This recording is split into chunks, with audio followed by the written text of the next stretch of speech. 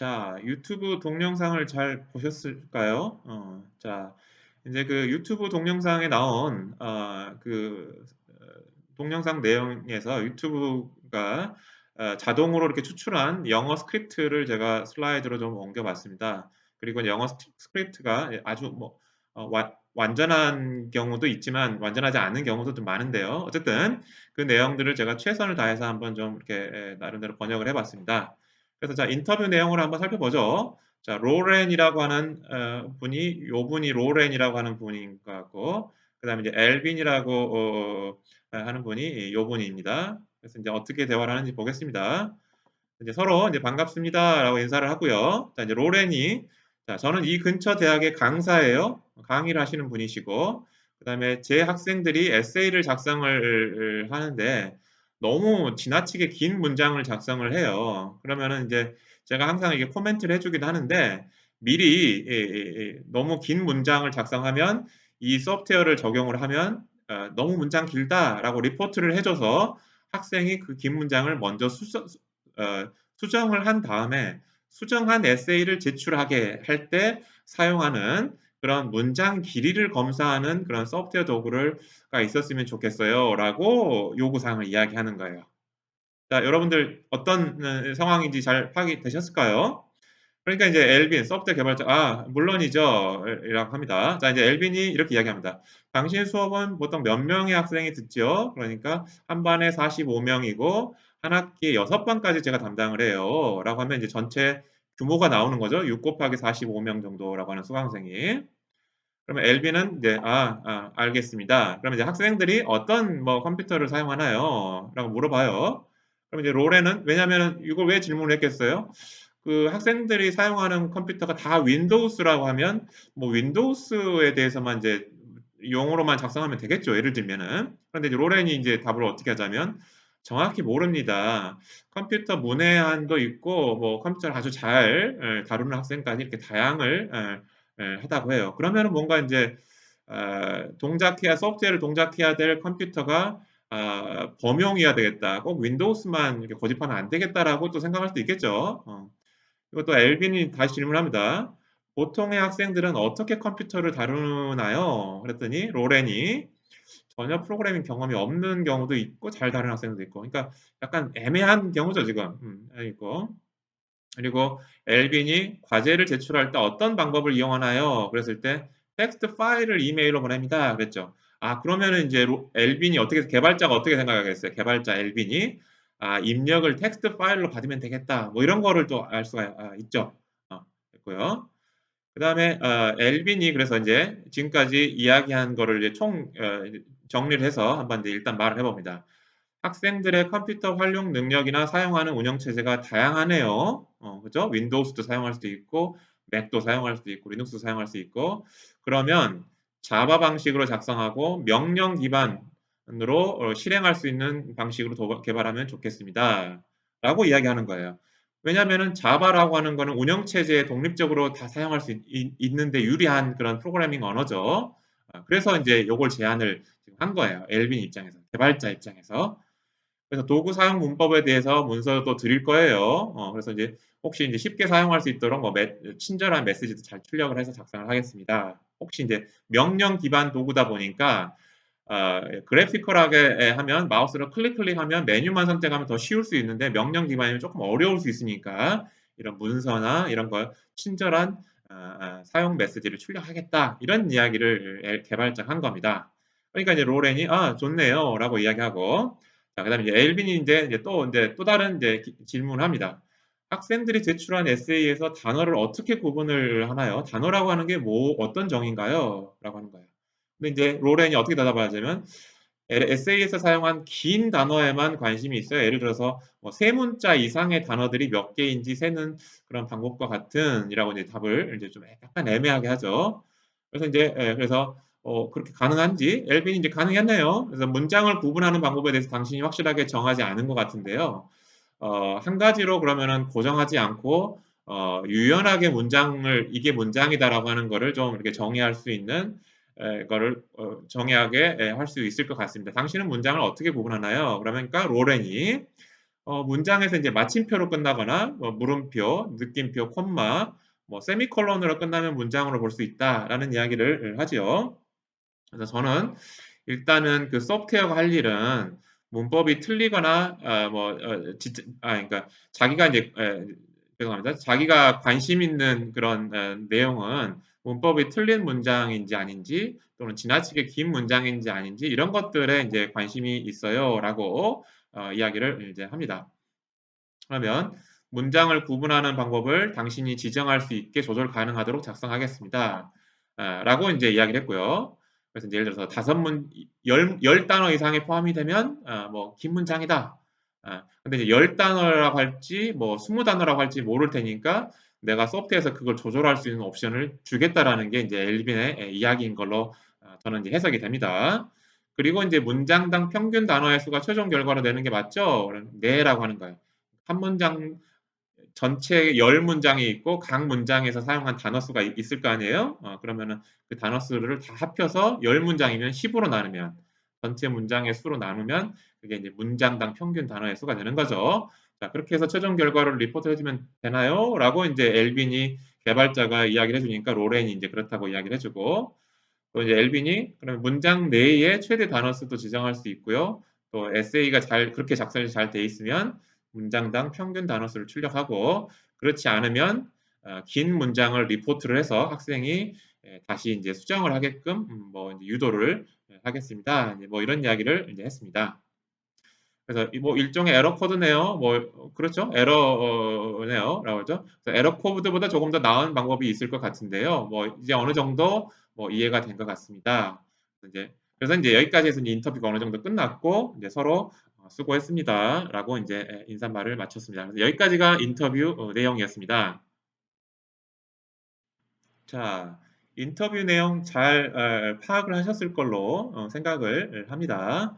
자, 그러면 이 인터뷰를 통해서 어떤 요구 사항들을 추출을 할 수 있을까를 한번 여러분들이 살펴보시기 바랍니다. 그럼 여러분들한테 제공해드린 슬라이드에 보면 제가 흐릿하게 글씨를 만들어 놨는데요. 이런 내용들을 추출을 해낼 수 있을 것 같습니다. 일단 개발에서 자바를 사용하겠다라고 하는 언급이 나왔죠. 왜냐하면 모든 사용자들이 사용하는 컴퓨터 환경들이 달라요. 따라서 여러 운영체제 환경에서도 동일하게 동작하는 프로그래밍 언어인 자바를 사용하겠습니다라고 하는 요구사항들을 하나 수출을 해낸 거를 여러분들이 쉽게 파악할 수 있었고요. 그 다음에 그냥 명령어로 이렇게 타이핑을 쳐서 하는 그래피컬 유저 인터페이스 방식이 아닌 텍스트에서 명령어를 이렇게 타이핑해서 실행하는 그런 방식으로 우리가 구현을 하겠습니다. 라는 이야기가 나왔고요. 그 다음에 또 사용자는 텍스트 파일로 과제를 제출한다고 그랬으니까 텍스트 파일에 경로를 지정을 해야 되겠죠. 경로를 지정하면 여기서 만들고자 하는 소프트웨어가 그 경로의 파일을 읽어서 단어수, 평균 단어수 같은 거를 이제 검사를 하게 되겠죠. 그 다음에 또 어떤 이야기들이 있자면 문장을 뭘로 구분을 해야 될지, 뭐 마침표로 구분을 해야 될지, 뭐 물음표로 구분해야 될지 이런 것들을 사용자가 직접 지정할 수 있도록 그런 델리미터, 이제 구분자라는 뜻인데요. 델리미터를 지정하겠다가 이제 그 다음에 수출할 수 있는 지정해가지고 문장을 구분하는 방법을 조금 유연하게 정하겠다라고 하는 그런 요구사항들을 수출을 해볼 수가 있었습니다. 이게 네 번째고요. 다섯 번째는 뭔가 하면은 얼마나 많은 단어를 사용해야지만 긴 문장이라고 할 것이냐라고 하는 것들이 사용자 입장에서 아주 명확하게 정의되어 있지 않아요. 따라서 그거를 지정할 수 있는 방법을 제공을 하겠다라는 게 추출된 요구사항 중에 하나였어요. 그게 다섯 번째 정도가 되겠고요. 그 다음에 이제 마지막으로 추출한 요구사항이 뭔가 하면은 너무 긴 문장이 있으면 리포트를 해주겠다. 그런 기능을 하나 했고 그 다음에 또 만약에 이제 긴 문장이 발견되지 않은 적절하게 잘 작성이 돼 있으면 전체 문장들의 평균 단어 수가 얼마만큼 되느냐, 그러니까 평균 문장의 길이, average sentence length 이거를 최종 출력을 해주겠다를 라고 하는 요구사항을 추출을 할 수 있다라고 하는 거를 여러분들이 알 수 있을 것 같습니다. 자, 그래서 요 사례를 통해서 인터뷰를 통해서 이렇게 요구사항을 파악할 수 있구나, 추출할 수 있구나라고 하는 것들을 여러분들이 조금 경험을 하셨기를 바랍니다. 자, 그 다음에 이제 요구사항 추출에서 필요한 일이 요구사항에 대한 우선순위를 정하는 거예요. 그래서 일단은 요구사항이 파악이 되면 다 고유 번호를 매깁니다.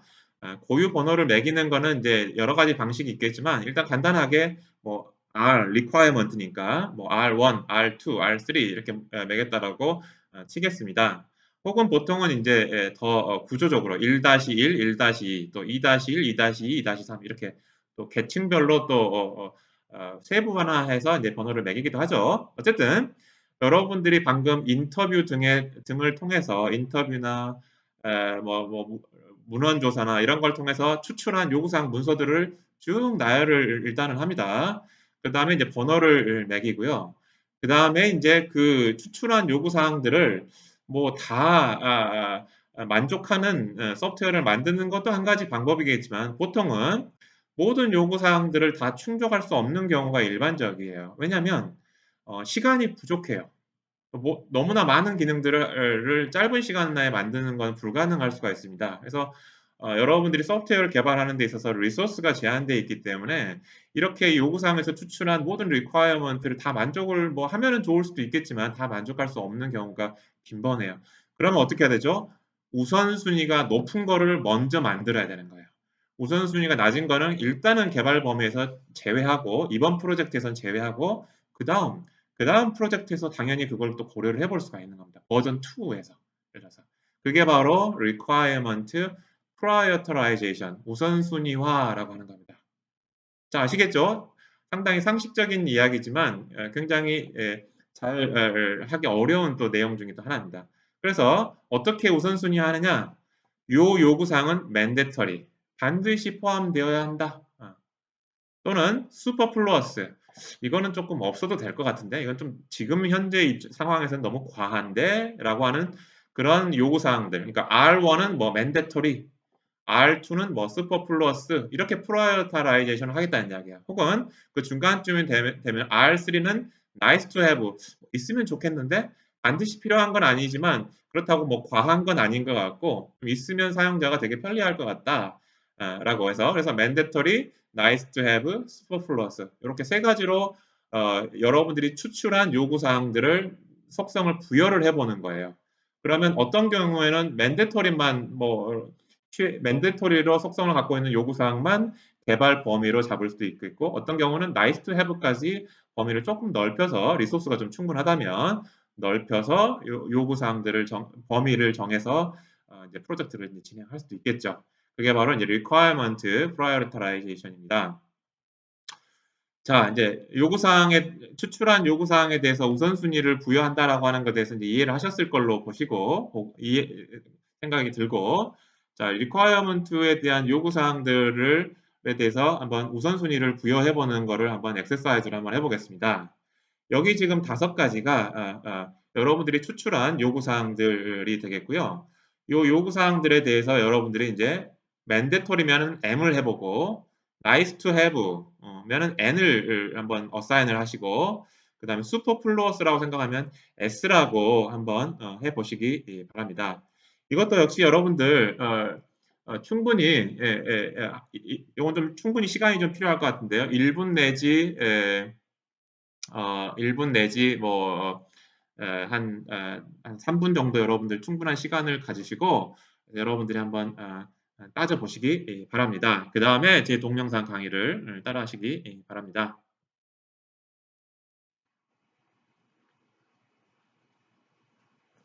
자, 여러분들 잘 생각을 해보셨나요? 자, 이제 한번 문제를 한번 살펴보도록 하겠습니다.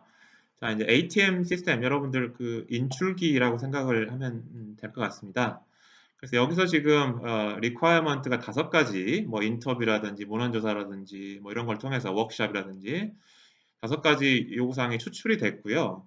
근데 이제 우리가 가지고 있는 인력, 리소스상 뭐 2개 내지 3개 정도의 요구 사항만 이렇게 구현 가능할 것 같고 5개까지는 못할 것 같아요. 그래서 이제 우선순위를 매기는 겁니다. mandatory, nice to have, 그다음에 superfluous. 자, 첫 번째, the system, 이게 소프트웨어가 되겠죠? ATM 시스템 소프트웨어가 shall check the PIN, 그러니까 비밀번호 같은 거예요. 비밀. ATM 카드를 이렇게 비밀번호를 체크를 해야 된다. 인출이라든지 뭐 이런 거 이런 작업들을 하기 전에 체크를 해야 된다. 이거 어떠세요? 이거 비밀번호 체크 안 하면 어떻게 해요? ATM 시스템에서. 그죠? 따라서 이거는 반드시 들어가야 될 기능 같죠? 그래서 mandatory M입니다. 그렇고요. 그 다음에 두 번째는 시스템은 퍼포먼하는데 바이오메트릭 뭐 이렇게 뭐 생물 바이오메트릭 베리피케이션 뭐 지문이라든지 뭐 이런 그런 기능들이 이제 바이오메트릭 베리피케이션이에요. 그러니까 사용자가 정말로 이 사용자가 이 카드의 주인이 맞는지 안 맞는지를 체크하기 위해서 바이오메트릭 베리피케이션이라고 하는 그 고급 기능, 뭐 지문 인식 같은 뭐 그런 것들을 수행을 해야 된다. 라고 하는 거예요. 뭐 있으면 뭐 나쁘지는 않겠지만 이건 지금 당장 이렇게 필요한 기능은 아닐 것 같아서 저는 슈퍼플루어스로 일단 했습니다. 여러분들은 어떠신지 궁금하네요. 그 다음에 이제 세 번째는 어떻습니까? 시스템이 ATM 카드를 사용을 해서 withdraw cash, 그러니까 돈을 뺄 수 있어야 된다. 라고 하는 거죠. 이거 하기 위해서 ATM 시스템 만들어 놓은 거 아니에요? 그러니까 이거 없으면 은행 가서 창구에 가서 일일이 그 직원분들한테 부탁을 해야 되는데 그거 그렇게 불편하게 하지 않고 직원들 도움 없이 이렇게 돈을 빼려고 이제 하는 거죠. 그래서 저는 mandatory M으로 분류를 했습니다. 그 다음에 이제 5번째부터 먼저 이야기를 할까요? 5번째. The system shall allow customers to change the PIN of ATM 카드. ATM 카드의 비밀번호를 바꿀 수 있어야 된다. 뭐 그런 고급 기능이 있으면 좋겠지만 글쎄요. 그리고 이제 이런 거는 조금 비밀번호 같은 경우는 좀 굉장히 민감한 거기 때문에 비밀번호를 바꾸는 거는 제가 알기로 보통 고객 그 창구에 가가지고 직원분한테 직접 직원분을 통해서 하는 걸로 알고 있습니다. 따라서 이런 고급 기능이나 약간 보안성이 높은 기능을 ATM 시스템 하는 거는 아직은 슈퍼플루어스라고 생각하면 될 것 같습니다. 자, 이제 4번이 조금 여러분들 의견이 하고 저 의견하고 좀 다를 수 있는 내용일 것 같은데요. 4번은 어떻습니까? ATM 기계를 해서 돈을 그러니까 입금할 수 있어야 된다. 이거예요. 디파짓이라고 하는 거는. 어때요? 여러분들은 어떻게 대답을 했나요? 요거는 맨데터리까지는 아닐 것 같아요. 맨데터리까지는. 그렇지만 슈퍼플러스 하다고 하기도 좀 애매하죠. 슈퍼플러스. 그래서 저는 nice to have 있으면 좋겠다라고 이야기를 했습니다. 있으면 좋겠다. 사실은 만약에 이게 없으면 창구에 가서도 할 수 있거든요. 그렇게 생각하면 또 여러분들이 또 이렇게 생각할 수도 있겠어요. 아니 위드로우도 그러면은 위드로우 기능이 없으면 창구에 가서 직원분들 통해서 할 수 있지 않나요? 제가 생각했을 때는 ATM 머신은 직원 없이 동작을 은행 업무를 보려고 하는데 인출하는 거가 더 큰 목적이고 돈을 입금하는 거는 상대적으로 저희가 프라이어리타이제이션 하고 있어요. 이게 중요하지 않다라고 이야기하는 거 아니에요. 그래서 인출하는 게 더 중요하지 디파짓 하는 건 조금 덜 중요하다라는 맥락에서 그렇게 판단했다는 뜻입니다. 중요하지 않다, 아예 그냥 중요하지 않다라는 뜻은 아닙니다. 그래서 1번과 3번이 mandatory고 4번이 nice to have예요. 따라서 두 가지의 requirement만 한다면 1번과 3번을 할 것이고 세 가지까지 뭐 할 수 있는 개발할 수 있는 여력, 리소스, 인력이 있다면은 4번까지도 한번 고려를 해보겠다라는 게 requirement prioritarization을 하는 그런 의사 결정에 의해서 우리가 판단을 하는 겁니다. 자, 여러분들 일단은 요 4번에 대해서 의견이 분분하더라도 적어도 requirement prioritization이 무엇이다라고 하는 것에 대해서는 그 단계에서 어떤 활동을 한다는 것에 대해서는 아셨을 거라고 생각을 합니다.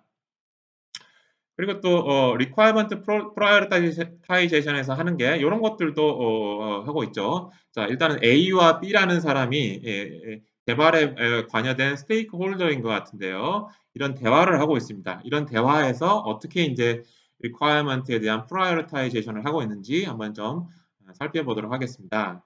그래서 이제 이거는 그 requirement를 선택을 할 때 스케줄 일정이 이제 requirement prioritization을 이렇게 하는 그런 사례가 되겠습니다. 자, 그래서 자 이제 보시죠. 그래서 이제 okay, we are going to build in a series of 3 months increment. 그러니까 3달 동안에 이제 조금씩 우리가 이제 이렇게 개발을 이제 할 건데, 자, 여기 이제 모든 리퀘어먼트가 다 있어요라고 이제 서로 이제 A와 B 사이에 이제 공유를 하고 있는 리퀘어먼트 목록이 있습니다. B가 자 어디 봅시다. 그래서 자 우리가 이제 1번부터 9번까지는 다 개발할 거고요. 3개월 안에. 그 다음에 10번, 11번은 제외하고 12번. 그러니까 1번, 9번, 12번, 1번부터 9번까지 하고 12번을 3개월 안에 할 수 있을 것 같아요. 라고 이제 B가 의견을 제시했어요. 그러니까 이제 A는 근데 괜찮은데 17번은 첫 번째 릴리스 할 때 포함이 돼야 되거든요. 17번. 그렇게 A가 의견을 제시했어요. 그러니까 이제 B가 어떻게 합니까? 그러면 17번이 프라이어리티가 높다면 12번 프라이어리티가 낮은 애를 삭제를 하고 드랍을 하고 프라이어리티가 높은 17번을 포함시키겠습니다. 즉 1번부터 9번까지 개발하고 17번 포함해서 3개월 안에 개발하겠습니다. 라고 이야기하는 거예요. 자, 여기 이 대화에서 여러분들 뭘 알 수 있죠? 여러분들 리소스와 스케줄 안에 우리가 개발할 수 있는 requirement들을 선택하고 빼고 이런 과정들을 볼 수가 있겠죠. 이게 바로 requirement prioritization입니다.